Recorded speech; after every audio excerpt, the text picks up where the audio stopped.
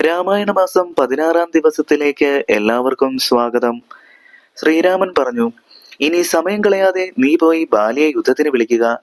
ബാലിയെ കൊന്ന് നിനക്ക് രാജ്യാഭിഷേകം നടത്തി ഞാൻ നിന്നെ സംരക്ഷിച്ചു കൊള്ളാം. അതുകേട്ട സുഗ്രീവൻ കിഷ്കിന്ധാപുരി ലക്ഷ്യമാക്കി ദുഃഖം കൂടാതെ നടന്നു. സൂര്യവംശജാതനായ രാമലക്ഷ്മണന്മാരും 4 മന്ത്രിമാരും സുഗ്രീവനെ പിന്തുടർന്നു. കിഷ്കിന്ധാ നഗരിയുടെ വാതിക്കലെത്തിയ സൂര്യപുത്രനായ സുഗ്രീവൻ ബാലിയെ പോരിന് വിളിച്ചു. രാമാദികൾ മരങ്ങളുടെ പിന്നിൽ സഹായികൾ എന്ന നിലയിൽ മറഞ്ഞു നിന്നു.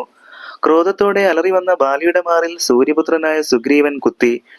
ഇന്ദ്രപുത്രനായ ബാലിയും സുഗ്രീവനെ തെരുതെരെ കുത്തി. വർദ്ധിച്ച കോപത്തോടെ ഇരുവരും തമ്മിൽ അതിഭയങ്കരമായി യുദ്ധം ചെയ്തു. ചോര പുരണ്ട ഒരേ രൂപത്തോടു കൂടിയ ശക്തരായവർ പരസ്പരം പൊരുതിയപ്പോൾ ബാലി ഏത് സുഗ്രീവൻ ഏത് എന്ന് ആർക്കും തിരിച്ചറിയാൻ കഴിഞ്ഞില്ല. തന്റെ മിത്രമായ സുഗ്രീവന് ജീവനാശം ഉണ്ടാകുമോ എന്ന് പേടിച്ച് ശ്രീരാമന് അസ്ത്രപ്രയോഗം നടത്താൻ കഴിഞ്ഞില്ല. ബാലിയുടെ മുഷ്ടി കൊണ്ടുള്ള ഇടിയേറ്റ് രക്തം ഛർദിച്ച് തളർന്ന് സുഗ്രീവൻ ഭയന്നോടി. ബാലി വീട്ടിലേക്ക് മടങ്ങി. ഭയന്ന് വിറച്ച സുഗ്രീവൻ മരച്ചുവട്ടിൽ മറഞ്ഞു നിന്ന സൂര്യവംശജനായ ശ്രീരാമനോട് ദുഃഖത്തോടെ പരുഷമായ ഭാഷയിൽ ഇങ്ങനെ പറഞ്ഞു: ശത്രുവിനെ കൊണ്ട് എന്നെ കൊല്ലിക്കലാണ് അങ്ങയുടെ മനസ്സിലിരിപ്പെന്ന് ഞാൻ അറിഞ്ഞില്ല. വധാർഹനാണ് ഞാനെങ്കിൽ അസ്ത്രം പ്രയോഗിച്ച് എന്നെ കൊന്നുകളയുക.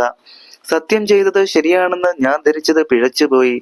ശരണാഗത വത്സല, അങ്ങ് സത്യസന്ധനാണെന്ന് വിചാരിച്ചത് വെറുതെയായി. സൂര്യപുത്രനായ സുഗ്രീവന്റെ വാക്കുകൾ ദുഃഖത്തോടെ കേട്ട് നിറകണ്ണുകളോടെ അവനെ ആലിംഗനം ചെയ്തുകൊണ്ട് ശ്രീരാമൻ പറഞ്ഞു: സ്നേഹിത, നീ ഭയപ്പെടേണ്ട. വർദ്ധിച്ച കോപാവശ്യത്തോടെ നിങ്ങൾ പൊരുതിക്കൊണ്ടിരിക്കുമ്പോൾ നിങ്ങളെ തിരിച്ചറിയാതെ ശരം പ്രയോഗിച്ചാൽ മിത്രവധം സംഭവിച്ചേക്കുമോ എന്ന് ഭയന്ന് അപ്പോൾ ഞാൻ ശരമയച്ചില്ല. ഇനി ഇത്തരം സംശയം ഉണ്ടാകാതിരിക്കാൻ വേണ്ടി നിനക്കൊരടയാളം നൽകുന്നുണ്ട്. മടികൂടാതെ നീ വേഗം പോയി ബാലിയെ യുദ്ധത്തിന് വിളിക്കുക. ഇന്ദ്രപുത്രനായ നിന്റെ ജ്യേഷ്ഠൻ ആസന്ന മരണനായി എന്നുറച്ചു കരുതിക്കൊള്ളൂ. ഈ സത്യം ഞാൻ രാമനാണെങ്കിൽ രാമന്റെ ഈ വാക്കുകൾ വെറുതെയാകുകയില്ല. ഇങ്ങനെ സുഗ്രീവനെ ആശ്വസിപ്പിച്ചിട്ട് ശ്രീരാമൻ ലക്ഷ്മണനോട് പറഞ്ഞു: സുഗ്രീവന്റെ കഴുത്തിൽ ഒരു പൂമാല അണിയിച്ച് പെട്ടെന്ന് യുദ്ധത്തിനയക്കുക. അപ്രകാരം ലക്ഷ്മണൻ സുഗ്രീവനെ ഒരു പൂമാല അണിയിച്ച് സസന്തോഷം യുദ്ധത്തിനയച്ചു. ഇന്ദ്രപുത്രനായ ബാലിയെ സൂര്യപുത്രനായ സുഗ്രീവൻ വീണ്ടും പോരിന് വിളിച്ചു. കോപിഷ്ഠനായ സുഗ്രീവൻ കിഷ്കിന്ധാപുരിയുടെ വാതിക്കൽ ചെന്ന് സിംഹനാദം പുറപ്പെടുവിച്ചുകൊണ്ട് ക്രുദ്ധനായി പോരിന് വിളിക്കുന്നത് കേട്ട് ബാലി അത്ഭുതപ്പെട്ടു. പെട്ടെന്ന് കച്ച കെട്ടിക്കൊണ്ട് ബാലി യുദ്ധത്തിന് പുറപ്പെടാൻ തുടങ്ങിയപ്പോൾ കണ്ണീരൊഴുക്കിക്കൊണ്ട് താര ഭർത്താവിനെ തടഞ്ഞതിനു ശേഷം ഇങ്ങനെ പറഞ്ഞു: അങ്ങൊന്നും സംശയിക്കാതെ യുദ്ധത്തിന് പുറപ്പെടുന്നു. എന്നാൽ എന്റെ മനസ്സിൽ തോന്നിയ ചില സംശയങ്ങൾ ഞാൻ പറയാം. യുദ്ധത്തിൽ തോറ്റോടിയ സുഗ്രീവൻ വീണ്ടും യുദ്ധത്തിന് വരണമെങ്കിൽ അവന്റെ പിന്നിൽ പരാക്രമശാലിയായ ഒരു മിത്രം സഹായിയായി ഉണ്ടായിരിക്കണം. അപ്പോൾ ബാലി പറഞ്ഞു: അല്ലയോ പ്രിയപ്പെട്ടവളെ, നീ അങ്ങനെ സംശയിക്കേണ്ട. നീ കൈവിടൂ, എന്നെ വൈകിക്കരുത്. നീ ഒരു കാര്യം മനസ്സിലാക്കണം. ആരാണ് സുഗ്രീവന് ബന്ധുവായിട്ടുള്ളത്? എന്നോട് ആർക്കും വിരോധമുണ്ടാവാൻ കാരണമില്ല. അഥവാ അവനൊരു ബന്ധുവുണ്ടെങ്കിൽ അവനെയും ഞാൻ കൊല്ലും. ഒരു ശത്രു വീടിനടുത്ത് വന്ന് പോരിന് വിളിക്കുന്നത് കേട്ടുകൊണ്ട് ശൂരനായ പുരുഷൻ ഭീരുവിനെ പോലെ വാതിലടച്ച് ഉള്ളിലിരിക്കുമോ?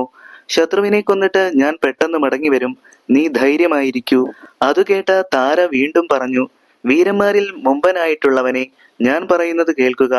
ഇന്നലെ എന്റെ മകൻ അങ്കദൻ കാട്ടിൽ നായാട്ടിന് തനിയെ പോയിരുന്നു. അപ്പോൾ അവൻ കേട്ട ഒരു വാർത്ത ഞാൻ പറയാം. അത് കേട്ടിട്ട് അങ്ങ് ഇഷ്ടം പോലെ ചെയ്യുക.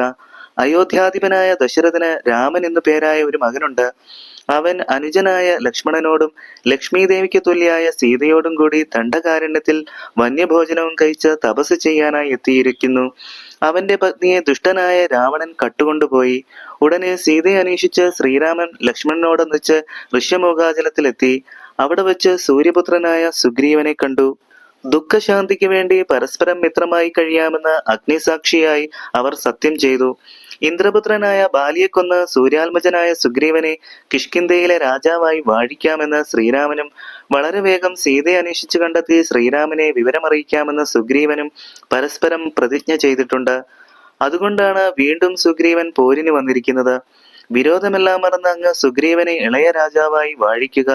അങ്ങ് വേഗം പോയി ശ്രീരാമനെ ശരണം പ്രാപിച്ച് എന്നെയും അങ്കദനെയും രാജ്യത്തെയും എന്റെ വംശത്തെയും രക്ഷിക്കുക എന്നപേക്ഷിക്കുക. ഇപ്രകാരം പറഞ്ഞ് കാല് പിടിച്ച് കരഞ്ഞുകൊണ്ട് നമസ്കരിക്കുന്ന താരയെ സന്തോഷപൂർവ്വം ആലിംഗനം ചെയ്തുകൊണ്ട് ബാലി പറഞ്ഞു: നീ സ്ത്രീ സ്വഭാവം കൊണ്ട് ഇങ്ങനെ പേടിക്കരുത്. എനിക്ക് ഭയമില്ല. ശ്രീരാമ ലക്ഷ്മണന്മാർ വന്നാൽ തീർച്ചയായും അവർ എന്നോട് ചേരും. രാമനോട് എനിക്കുള്ള സ്നേഹം മറ്റാർക്കുമില്ല. രാമൻ സാക്ഷാൽ മഹാവിഷ്ണുവാണ്. ഭൂമിയുടെ ഭാരമില്ലാതാക്കാൻ വേണ്ടി നാരായണൻ ഭൂമിയിൽ അവതരിച്ചു എന്ന് ഞാൻ കേട്ടിട്ടുണ്ട്. ഭഗവാന് പക്ഷഭേദമില്ലെന്ന് തീർച്ചയാണ്. നിർഗുണനും ഏകനും ആത്മരാമനും ആയ ഈശ്വരന്റെ പാതാരവിന്ദനങ്ങളിൽ വീണ് നമസ്കരിച്ച് താല്പര്യപൂർവ്വം ഞാൻ കൂട്ടിക്കൊണ്ടുപോരും. സുഗ്രീവനേക്കാൾ എന്നെക്കൊണ്ട് അദ്ദേഹത്തിന് കൂടുതൽ ഉപകാരമുണ്ടാകും. തന്നെ ഭജിക്കുന്നവനെ ഭഗവാനും ഭജിക്കും. പരമാത്മാവിന് അന്യഥാഭാവമില്ല. ഭക്തി കൊണ്ട് പ്രാപിക്കാൻ കഴിയുന്നവനാണ് പരമേശ്വരൻ. എന്നോളം ഭക്തി മറ്റാർക്കുമില്ല. അതിനാൽ സുന്ദരിയും സൽഗുണസമ്പന്നയുമായ നീ ദുഃഖമെല്ലാം ഉപേക്ഷിച്ച് സുഖമായി വീട്ടിലിരിക്കുക. ഇങ്ങനെ ബാലി താരയെ ആശ്വസിപ്പിച്ചിട്ട് വേഗം പോരിന് സന്നദ്ധനായി ക്രോധത്തോടെ സുഗ്രീവനെ വധിക്കുന്നതിനായി പുറപ്പെട്ടു. കണ്ണുനീർ പൊഴിച്ചുകൊണ്ട് വലിയ ദുഃഖത്തോടെ താര അകത്തേക്ക് പോയി. ബാലി പല്ലുകടിച്ച് നില്ല നില്ല എന്ന് പറഞ്ഞുകൊണ്ട് പാഞ്ഞു വന്നപ്പോൾ സുഗ്രീവൻ കൈ ചുരുട്ടി ഇടിച്ചു. ക്രുദ്ധനായ ബാലി സുഗ്രീവനെയും മുഷ്ടികൊണ്ട് പ്രഹരിച്ചു. കൈകാലുകൾ തമ്മിൽ കോർത്തും പരസ്പരം അടിച്ചും മുട്ടുകളും തലകളും കൊണ്ട് അന്യോന്യം ഇടിച്ചും പിടിച്ചും കടിച്ചും ശക്തിയായി വീണുരുണ്ടും പിരണ്ടും കോപത്തോടെ നഖങ്ങൾ കൊണ്ട് മാന്തിയും ചാടി വീണും കൂടെ കുതിച്ചും കൈ കമഴ്ത്തി തള്ളിത്തടുത്തും കൂടെ കൊടുത്തും ഓടിയൊഴിഞ്ഞും വാടി വിയർത്തും കൈകൊട്ടി വിളിച്ചും കോപിച്ചെടുത്തും നല്ലവണ്ണം വിയർത്തും നാടികൾ വീർത്തും നടത്തിയ മുഷ്ടിയുദ്ധപ്രയോഗം കൺകുളിർക്കെ കണ്ടു നിന്നവർ അവരെ പ്രശംസിച്ചു. ശ്രീ പരമേശ്വരനും കാലനും തമ്മിലുള്ള യുദ്ധം പോലും ബാലി സുഗ്രീവന്മാരുടെ യുദ്ധത്തോട് തുല്യമാവുകയില്ല എന്ന് കാണികൾക്ക് തോന്നി. രണ്ടു സമുദ്രങ്ങൾ തമ്മിൽ പൊരുതുന്ന പോലെയും രണ്ടു പർവ്വതങ്ങൾ തമ്മിൽ ഏറ്റുമുട്ടുന്നത് പോലെയും നടന്ന ബാലി സുഗ്രീവ യുദ്ധം കണ്ട് കാണികൾ ആർത്തു വിളിച്ച് അവരെ പ്രശംസിച്ചു. ഇരുവർക്കും ഒരു ക്ഷീണവും ഉണ്ടായില്ല. പിതാവായ ഇന്ദ്രൻ നൽകിയ മാല ബാലിയും ശ്രീരാമൻ നൽകിയ മാല സുഗ്രീവനും ധരിച്ചിരുന്നു. രണ്ടുപേർക്കും തമ്മിൽ ഒരു വ്യത്യാസവും കാണാൻ ആർക്കും കഴിഞ്ഞിരുന്നില്ല. എങ്കിലും സുഗ്രീവന്റെ ശരീരം കീറി മുറിഞ്ഞിരുന്നു. കൂടുതൽ ക്ഷീണവും ബാധിച്ചിരുന്നു. സുഗ്രീവൻ ദുഃഖത്തോടെ ശ്രീരാമനെ നോക്കി. ജ്യേഷ്ഠനായ ബാലിയുടെ മുഷ്ടി കൊണ്ടുള്ള ഇടിയേറ്റ് സുഗ്രീവൻ കൂടുതൽ തളർന്നുവെന്ന് മനസ്സിലാക്കി അവനോട് കാരുണ്യം തോന്നിയ രാമൻ മരത്തിന്റെ മറവിൽ നിന്നുകൊണ്ട് ബാലിയുടെ മാറിടം നോക്കി മഹേന്ദ്രം എന്ന ശരം വേഗം തൊടുത്തുവിട്ടു. അമ്പ് മാറിൽ തറച്ചപ്പോൾ ബാലി അലറിക്കൊണ്ട് നിലത്ത് വീണു. അന്നേരം ഭൂമി ഒന്ന് കുലുങ്ങി. ഹനുമാൻ രാമനെ കൂപ്പി സ്തുതിച്ചു. അല്പനേരത്തേക്ക് ബാലി മോഹലാസ്യപ്പെട്ടുപോയി.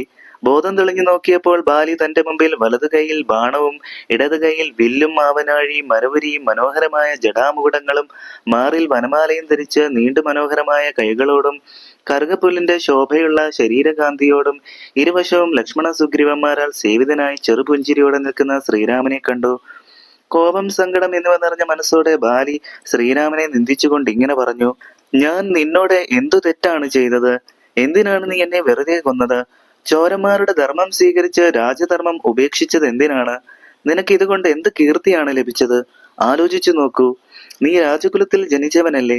വീരധർമ്മമനുസരിച്ച് കീർത്തി നേടാനാണെങ്കിൽ ആരായാലും നേർക്കുനേർ പൊരുതി ജയിക്കണം. സുഗ്രീവൻ നിനക്ക് വേണ്ടി എന്താണ് ചെയ്തത്? ഞാൻ എന്താണ് ചെയ്യാതിരുന്നത്? രാക്ഷസ നായകൻ അങ്ങയുടെ ഭാര്യയെ കട്ടുകൊണ്ടുപോയതിന് സുഗ്രീവനെ ശരണം പ്രാപിച്ചതുകൊണ്ടാണ് അവന്റെ ശത്രുവായി എന്നെ കൊന്നതെങ്കിൽ എന്റെ പരാക്രമത്തെക്കുറിച്ച് അങ്ങ് കേട്ടിട്ടില്ലേ? വീരനായ എന്റെ കയ്യൂക്കിനെ പറ്റി അറിയാത്തവരായി 3 ലോകത്തിലും ആരെങ്കിലുമുണ്ടോ? ലങ്ക സ്ഥിതി ചെയ്യുന്ന ത്രികൂട പർവ്വതത്തോടെ ചുവടെ കുത്തിയെടുത്ത് രാവണനെയും പിടിച്ചുകെട്ടി അരനാഴിക നേരത്തിനകം നിന്റെ മുമ്പിൽ ഞാൻ കൊണ്ടുവയ്ക്കുമായിരുന്നു. അങ്ങ് ധർമ്മിഷ്ഠനാണെന്നത്രേ ലോകത്തുള്ള നിർമ്മലന്മാർ പറയുന്നത്.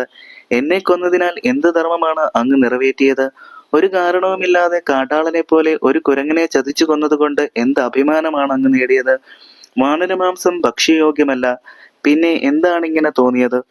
ഇങ്ങനെ വളരെയധികം സംസാരിച്ച ബാലിയോട് രാമൻ ഇങ്ങനെ മറുപടി പറഞ്ഞു: ധർമ്മ സംരക്ഷണത്തിനാണ് ഞാൻ ആയുധമേന്തി എല്ലായിടത്തും നടക്കുന്നത്.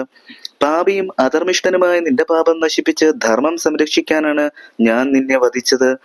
മോഹബന്ധനാകിയാൽ നീ എന്നെ അറിഞ്ഞില്ല. പുത്രി, സഹോദരി, സഹോദര ഭാര്യ, പുത്രഭാര്യ, അമ്മ എന്നിവർ തുല്യരാണെന്നത്രേ വേദവാക്യം. മോഹത്തോടെ ഇവരിൽ ആരെയെങ്കിലും പരിഗ്രഹിക്കുന്നവൻ പാപികളുടെ കൂട്ടത്തിൽ മഹാപാപിയാണ്. തന്മൂലം അവർക്ക് ദുഃഖമുണ്ടാകും. മര്യാദയില്ലാതെ നടക്കുന്നവരെ വധിച്ച് ശൂരന്മാരായ രാജാക്കന്മാർ ധർമ്മം നിലനിർത്തുമെന്ന് പരിശുദ്ധാത്മാവായ നീ ചിന്തിക്കണം. ലോകം പരിശുദ്ധമാക്കാൻ വേണ്ടി ലോകപാലകന്മാർ എല്ലായിടവും സഞ്ചരിക്കും. അക്കാര്യം മനസ്സിലാക്കാതെ അതിരുവിട്ട് വളരെയധികം സംസാരിച്ചാൽ പാപികളുടെ പാപം ഒന്നും കൂടി വർദ്ധിക്കും. ശ്രീരാമന്റെ ഈ വാക്കുകൾ കേട്ട് ബാലിക്ക് മനഃശുദ്ധി കൈവന്നു. മുമ്പിൽ നിൽക്കുന്ന രാമൻ സാക്ഷാൽ മഹാവിഷ്ണു തന്നെ എന്നറിഞ്ഞതോടെ തമോ ഗുണമകന്ന ബാലി ഭക്തിപൂർവ്വം നമസ്കരിച്ചുകൊണ്ട് ഇപ്രകാരം പറഞ്ഞു: എന്റെ അപരാധം പൊറുക്കണം. ശ്രീരാമ, മഹാഭാഗ, രാഘവ, അങ്ങ് മഹാവിഷ്ണു തന്നെയാണ്. ഇതറിയാതെ ഞാൻ പറഞ്ഞതെല്ലാം കാരുണ്യപൂർവ്വം അവിടുന്ന് ക്ഷമിക്കണം. അങ്ങയുടെ ശരമേറ്റ് അവിടുത്തെ സമീപത്ത് വെച്ച് തന്നെ അങ്ങയുടെ തിരുവിടൽ കണ്ടുകൊണ്ട് മരിക്കാനിട വന്നത് എന്റെ മഹാഭാഗ്യം നിമിത്തമാണ്. മഹായോഗികൾക്ക് പോലും ദുർലഭമായിട്ട് മാത്രമേ അങ്ങയുടെ ദർശനം ലഭിക്കൂ.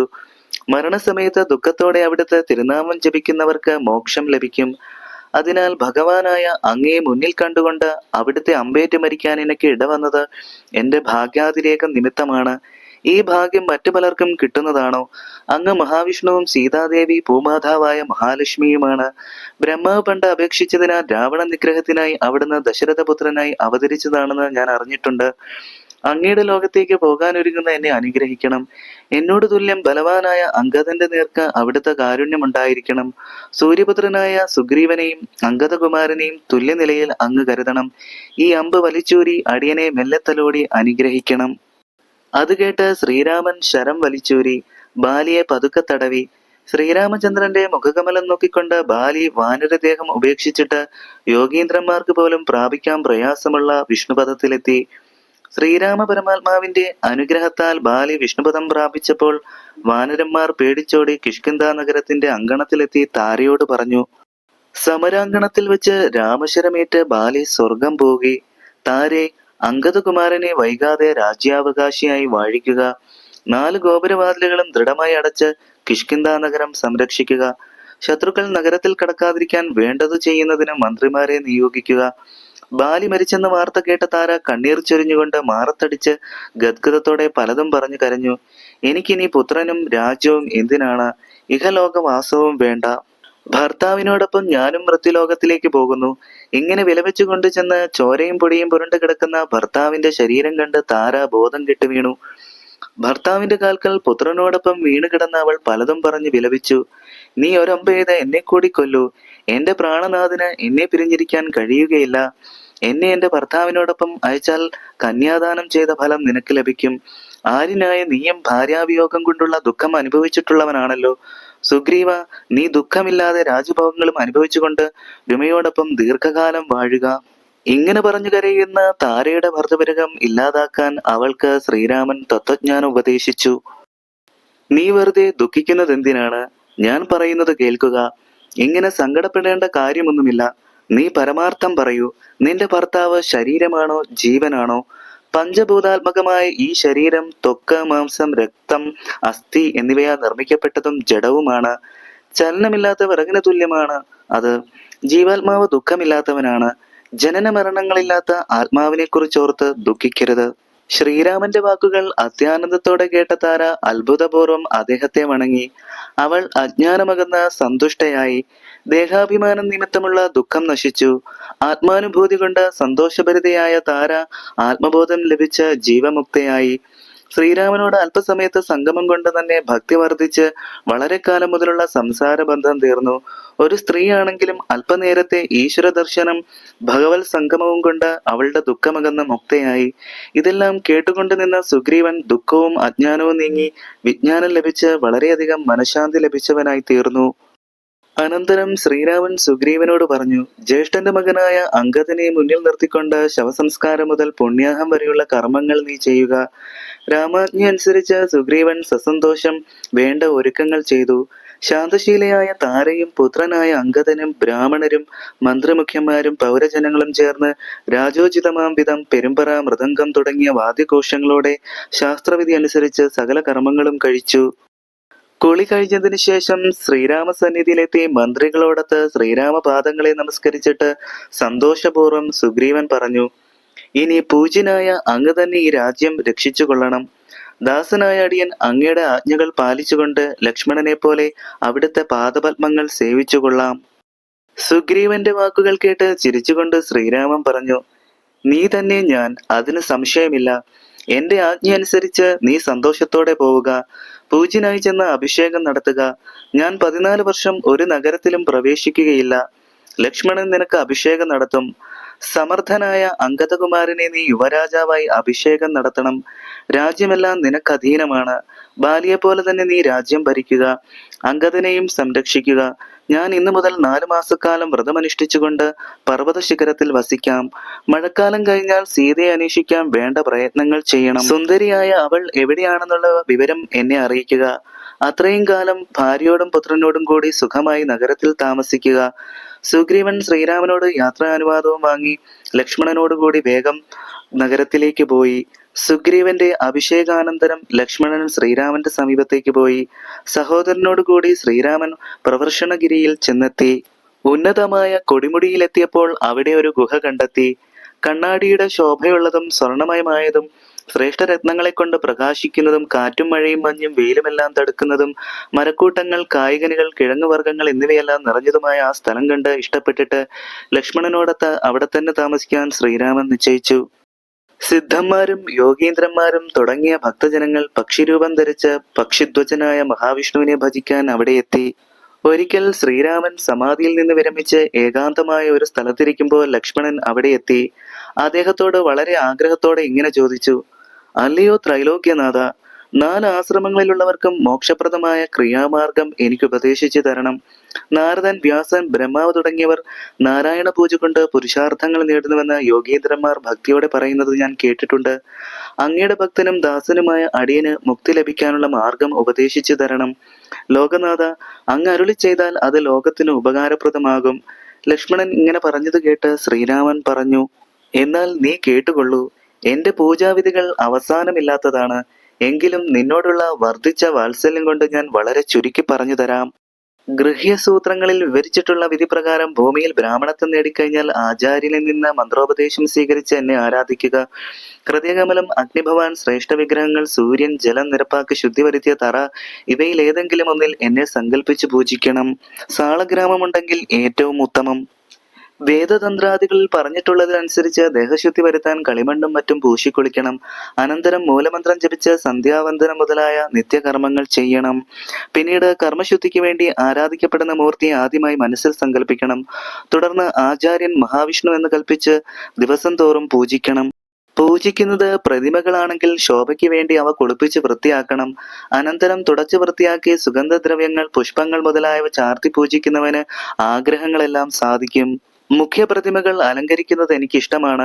ഹവിസ് അഗ്നിയിൽ അർപ്പിച്ച് പൂജിക്കണം. സൂര്യനിൽ സമർപ്പിക്കുകയാണെങ്കിൽ ചാണകം മെഴുകിയ തറയിലാകാം. സർവ്വപൂജാദ്രവ്യങ്ങളും നേരത്തെ സമ്പാദിച്ചു വെച്ചിട്ട് വേണം പൂജ ആരംഭിക്കുവാൻ. ഭക്തൻ ഭക്തിയോടുകൂടി സമർപ്പിക്കുന്ന വെള്ളം പോലും എനിക്ക് വളരെ പ്രിയങ്കരമാണ്. മൗനമായിരുന്ന് എന്നെ ധ്യാനിച്ച് മന്ത്രം ജപിച്ച് വായ്ക്ക് സുഗന്ധമുണ്ടാക്കുന്ന വെറ്റിലയും മറ്റും സമർപ്പിച്ചിട്ട് എന്റെ മുമ്പിൽ പ്രീതിയോടുകൂടി നൃത്തം, ഗീതം, സ്തോത്രം മുതലായവയും നടത്തി എന്റെ കാൽക്കൽ നമസ്കരിക്കുക.